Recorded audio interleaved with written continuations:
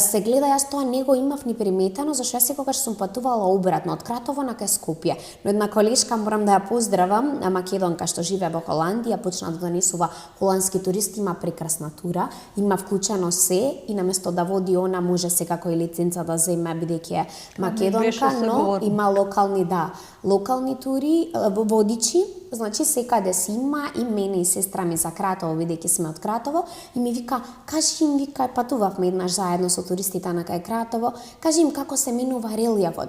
И навистина јас сваќам дека од низина, да, планините во ред што го колуваат Скопје, ама потоа почнува вулкански регион и навистина се менува, значи навистина е многу специфично.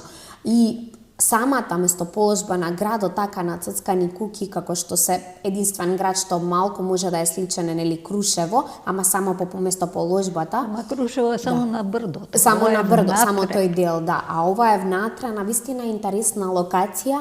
И мислам дека зборував со еден возач, не може ни да ми текне македонец, кој што ценел такви работи, имал пропатувано и дошол у Кратово и вака вика, го гледам градчево и не ми се верува колку е специфично. Значи некој што навистина цени.